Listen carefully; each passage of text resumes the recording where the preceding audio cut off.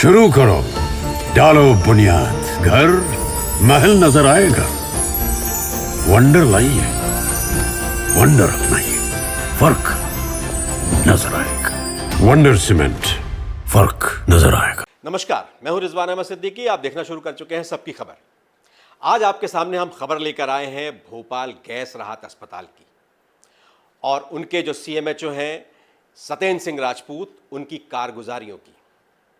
अस्पताल पर तरह तरह के आरोप लगते रहे हैं। मरीजों को ठीक से इलाज नहीं मिलता, दवाओं को लेकर, वहाँ लोगों के साथ व्यवहार को लेकर, ये तो आरोप लगते ही रहे हैं, आम से हो गए। इस अस्पताल की कारगुजारियों को लेकर लोगों में ज़बरदस्त असंतोष है। लेकिन आज हम आपके सामने लेकर आए हैं इन सीएमएचओ साहब का नियम विरुद्ध ट्रांसफ़र करना, अपने मातहत कर्मचारियों और ख़ास तौर से वो जो डॉक्टर हैं उन्हें प्रताड़ित करना, और फिर न्यायालय में जब वो जाते हैं तो उसके बाद अपना आदेश वापस लेना और फिर किसी बहाने से उन्हें टर्मिनेट कर देना। एक लंबी दास्तान है ये। सुनने में ऐसा 4 लाइनों में मैंने आपसे कह दिया, ये सुनने में जितना आसान सा लगता है, किसी संस्था के लिए, किसी व्यक्ति के लिए ये उतना ही दुष्कर है। इसलिए कि इस तरह की चीज़ों से संस्था के कामकाज पर ज़बरदस्त दुष्प्रभाव पड़ता है। तो आइए हम आपको बताते हैं कि कुछ ऐसे आदेश आप देख सकते हैं। ये बहुत ढेर सारे कागजात मैंने हासिल किए हैं, मेरे पास हैं, और ये डॉक्टर सत्येंद्र सिंह राजपूत की कारगुजारियों का काला चिट्ठा है, कच्चा चिट्ठा है। इसमें 2 डॉक्टरों का मैं जिक्र कर रहा हूं। बहुत से लोग डरते हैं सामने आने से, लेकिन मैं 2 डॉक्टरों का जिक्र कर रहा हूं इसलिए कि उनके बारे में हमने महत्वपूर्ण जानकारी हासिल की है। ये हैं डॉक्टर महेंद्र सिंह धाकड़। डॉक्टर महेंद्र सिंह धाकड़ चिकित्सक हैं, एमबीबीएस हैं, और ये तकरीबन 4 साल से गैस राहत हॉस्पिटल के अशोका गार्डन डिस्पेंसरी में कार्यरत हैं। एक दिन इन्हें एक आदेश मिलता है, स्थानांतरण आदेश है, जो मैं आपको हमारी स्क्रीन में आप देख सकते हैं। इन्हें एक आदेश मिलता है कि अब आपको इंदिरा गांधी महिला बाल चिकित्सालय में अपनी सेवाएं देनी है, आपको वहां स्थानांतरित किया जाता है। इसी तरह का उसी आदेश में एक और आदेश मिलता है डॉक्टर विशाल जैन को। ये भी एमबीबीएस हैं और ये भी तकरीबन 3 साल से इस संस्था में काम कर रहे हैं। इन्हें भी आदेश मिलता है कि आपको जवाहरलाल नेहरू जो डीआईजी बंगले में हॉस्पिटल है उससे अशोका गार्डन डिस्पेंसरी भेजा जाता है। इसमें अशोका गार्डन डिस्पेंसरी कॉमन है। एक डॉक्टर को वहां से हटाया और दूसरे डॉक्टर को वाया वहां भेज दिया। ये वो 2 डॉक्टर हैं जिनका आपसे मैं नाम पहले भी ले चुका हूं, डॉक्टर महेंद्र सिंह धाकड़ और डॉक्टर विशाल जैन। अब यूँ तो सुनने में ये बहुत सामान्य सी बात लगती है, लेकिन कहानी इससे आगे ही शुरू होती है। आपको एक आदेश में और दिखाता हूं, जो इनका नियुक्ति आदेश है। नियुक्ति आदेश में मैंने अंडरलाइन किया हुआ है, आप देखेंगे उसमें साफ साफ लिखा है कि इन्हें स्थानांतरण की पात्रता नहीं है। अब आपको कहानी समझ में आनी शुरू हो गई होगी। स्थानांतरण की पात्रता नहीं है, फिर भी सीएमएचओ साहब ने, सत्येंद्र सिंह राजपूत जी ने, एसएस राजपूत जी ने इन्हें स्थानांतरित कर दिया।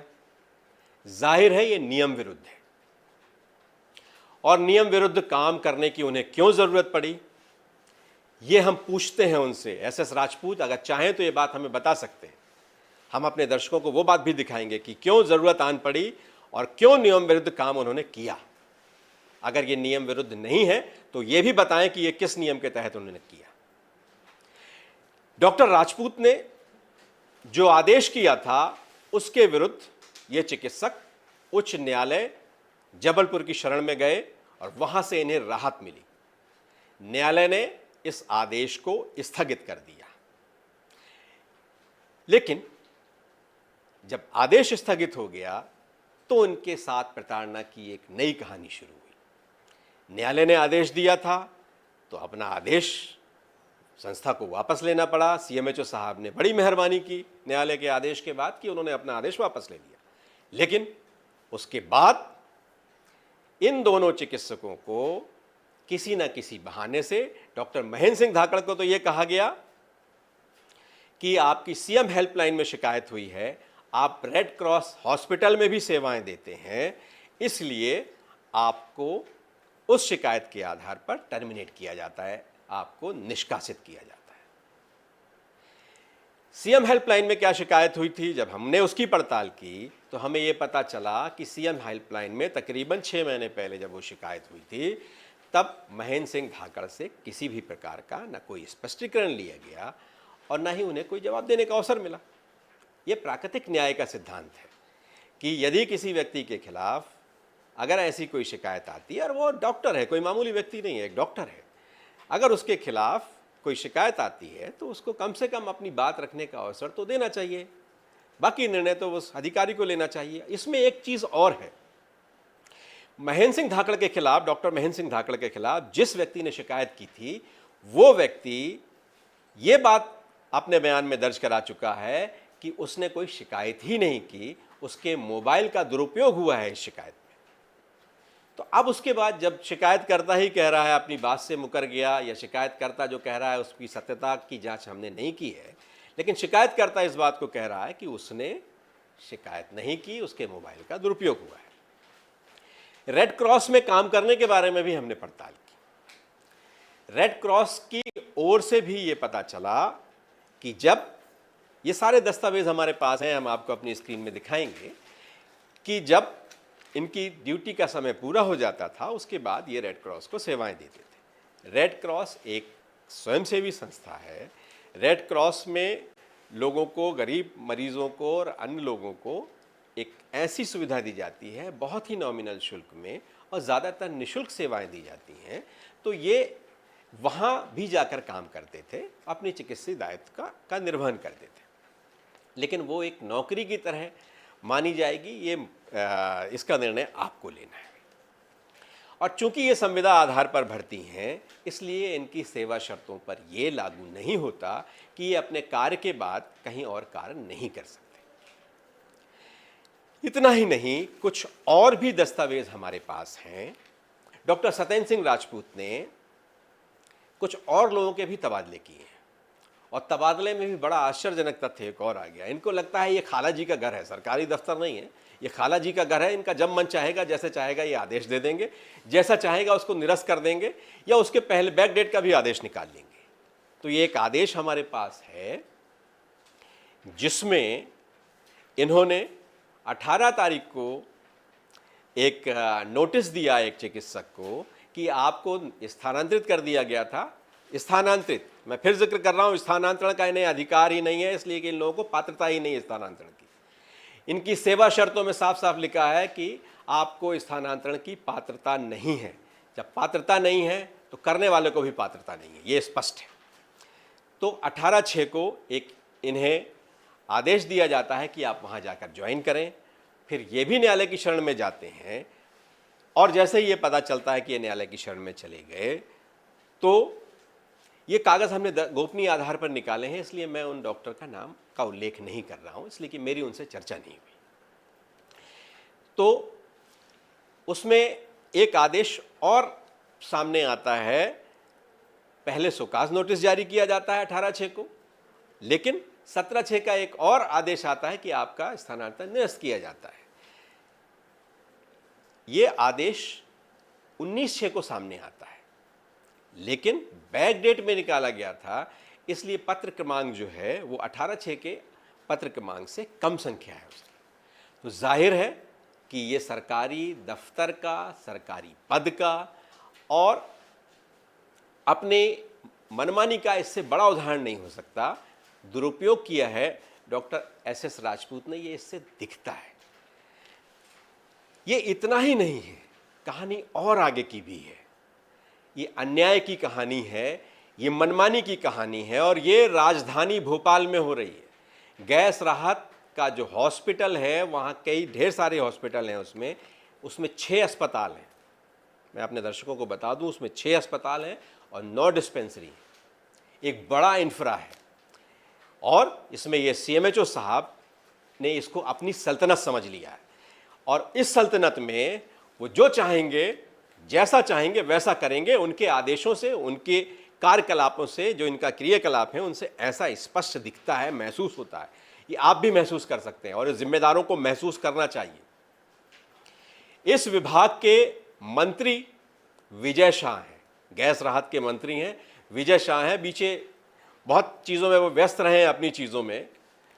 मध्य प्रदेश उच्च न्यायालय भी चले गए, दिल्ली हाईकोर्ट भी वो चले गए, लेकिन इस अपने कार्यक्रम के माध्यम से विजय शाह से, जो मंत्री जी हैं विजय शाह जी, उनसे मैं उम्मीद करता हूं कि इसको संज्ञान लेंगे, थोड़ा सा समय इसके लिए भी निकालेंगे। बहुत महत्वपूर्ण ये कार्य है, बहुत महत्वपूर्ण हॉस्पिटल हैं ये, जो बहुत पीड़ित मानवता की सेवा के लिए केंद्र और राज्य दोनों ने मिलकर बनाए हैं। इन पे बहुत लोगों का इलाज निर्भर है, तो वो इसको संज्ञान लेंगे। अब इसमें एक चीज़ और है, मैं जिक्र कर रहा था डॉक्टर महेंद्र सिंह धाकड़ की। 4 साल पहले जब ये भर्ती हुए संविदा आधार पर, तो इनका वेतन था 50,000 रुपये। अब इंक्रीमेंट के साथ इनका वेतन हो गया था 64,100 रुपये। हो गया था, मैंने कहा, इसलिए कि अब ये नौकरी में नहीं है। न्यायालय गए थे तो इन्हें नौकरी से निकाल दिया गया है, बर्खास्त कर दिया गया है। वर्तमान में जो इनका वेतन था वो 64,100 रुपये था, लेकिन विभाग समय समय पर भर्ती करता रहता है संविदा आधार पर। जो नई भर्तियां हो रही हैं उनका वेतन क्या तय निर्धारित किया गया है, आपको सुनकर आश्चर्य होगा, 88,500 रुपये। 88,500 रुपये जो ये वेतन निर्धारित हुआ है, ये 50,000 से बहुत अधिक है और 4 साल काम करने वाले डॉक्टर को इंक्रीमेंट के साथ मिलने वाले वेतन से भी काफ़ी अधिक है। तो ये कैसी विसंगति है, ये कैसा नियम है, ये कैसी सोच है, ये काम लेने का कैसा तरीका है, भर्ती करने का ये कौन सा मनमाना ढंग है कि आप जूनियर डॉक्टर को जब भर्ती करते हैं, जिसको अनुभव ही नहीं है ठीक से काम का, उसको जब आप भर्ती करते हैं तो आप उसे 88,500 रुपये देते हैं, और जो ये पुराना डॉक्टर है जो 4 साल से 3 साल से आपके साथ काम कर रहा है, आप उसको 60,000 रुपये या 64,000 रुपये देते हैं। इसमें डॉक्टर, हम बात कर रहे थे विशाल जैन की भी, उन्हें भी टर्मिनेट कर दिया गया है। बर्खास्तगी के 1 महीने पहले उन्हें एक प्रमाण पत्र इसी अस्पताल ने जारी किया था, और यह प्रमाण पत्र था कि इनका कार्य संतोषप्रद है।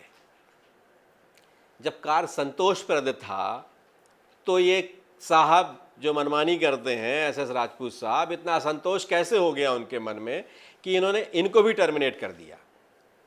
और किया सिर्फ इसीलिए ना कि उनकी मनमानी नहीं पूरी हो पाई थी, पात्रता के विरुद्ध इन्होंने स्थानांतरण कर दिया था, और स्थानांतरण में कंप्लायंस नहीं होने की वजह से, और वो भी उच्च न्यायालय की हस्तक्षेप से, हाईकोर्ट जबलपुर ने हस्तक्षेप किया, तो ये इन्होंने कंप्लायंस नहीं किया और उन्होंने हाईकोर्ट जबलपुर के आदेश को मानना पड़ा एसएस राजपूत को, लेकिन उन्होंने इन्हें भी टर्मिनेट कर दिया, और इन्हें भी 3 साल की नौकरी के बाद 60,000 रुपये ही इंक्रीमेंट के साथ वेतन मिलता था। तो आप देख सकते हैं कि किस ढंग से, किस अंदाज में, कैसे ये पुलिंदा है, पूरा कच्चा चिट्ठा है। ये तो सिर्फ तबादलों पर है, कर्मचारियों को प्रताड़ित करने के जो तौर तरीके हैं उसका है। आगे और भी चीज़ें हासिल करने की हम कोशिश कर रहे हैं, उनके कार्यकलापों को समझेंगे। लंबे समय से ये सीएमएचओ साहब वहाँ हैं, ये इस विभाग के मूल अधिकारी कर्मचारी नहीं हैं, ये एनआरएचएम से आए हैं, और वहाँ से क्यों इन्हें इस तरह की जिम्मेदारी दी गई है और लंबे समय पर इन्हीं से क्यों भरोसा किया जा रहा है। जो आदमी अपने साथियों, अपने मातहतों को पात्रता के अनुसार ठीक से उनसे काम नहीं लेता, उन्हें स्थानांतरित कर देता है, वो एक ही जगह पर इतने लंबे समय से क्यों डटा हुआ है, ये भी चर्चा का विषय है और ये जानना भी ज़रूरी है। उम्मीद करता हूँ कि जिम्मेदार इसके बारे में संज्ञान लेंगे और जिम्मेदारी के साथ समझेंगे और इनसे जवाब तलब भी करेंगे। तो किस तरह से गैस राहत के अस्पतालों और डिस्पेंसरियों में मनमानियाँ चल रही हैं, आपने, ये एक नज़ीर है उसकी, जो मैंने आपको जो उदाहरण देकर आपको बाकायदा दस्तावेज़ के साथ बताए हैं। तो उम्मीद करता हूं कि मंत्री जी भी इस पर ध्यान देंगे और इस विभाग के पीएस भी इस पर ध्यान देंगे और डॉक्टर एस राजपूत से कोई ना कोई तो ये पूछने की जहमत ज़रूर करेगा कि वो इस तरह की मनमानी क्यों करते हैं और क्यों करते हैं। एक व्यक्ति को अपात्र ढंग से, मनमाने ढंग से अगर आप स्थानांतरित करते हैं तो जाहिर है आपका उसमें कोई ना कोई उद्देश्य तो होगा, और ऐसी चीज़ों में उद्देश्य एक ही समझ में आता है कि आपने यहाँ से वहाँ स्थिर किया, हटाया, उसके कार्यकलापों पर उसका असर पड़ने वाला है, उसने और कहीं काम वगैरह वो बाकी खाली समय में करता है तो वो प्रभावित होगा, और प्रभावित होगा तो आपको कुछ ना कुछ मूल्य चुकाना पड़ेगा, उसको आपके सामने गिड़गिड़ाना पड़ेगा, हो सकता है आपके और कोई अपेक्षाएं हों। तो ये भी एक तरह से भ्रष्ट आचरण है। ये किसी भी मातहत के साथ इस तरह का व्यवहार, और वो भी नियम विरुद्ध व्यवहार, भ्रष्ट आचरण है। और ये भ्रष्ट आचरण, भ्रष्टाचार कब तक गैस राहत अस्पतालों में चलेगा, ये उन लोगों को देखना होगा जो इस जिम्मेदार हैं, और डॉक्टर एस राजपूत से जवाब तलब भी कर सकते हैं। हमारे इस कार्यक्रम में बस इतना ही। अगर आपको हमारा ये कार्यक्रम पसंद आए तो इसे लाइक कीजिए, कमेंट कीजिए, शेयर कीजिए और हमारे चैनल को सब्सक्राइब अवश्य कीजिए। धन्यवाद।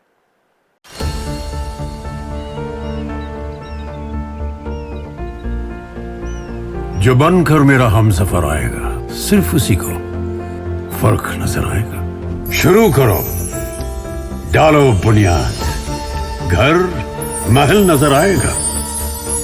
वंडर लाइए, वंडर अपनाइए, फर्क नजर आएगा। वंडर सीमेंट, फर्क नजर आएगा।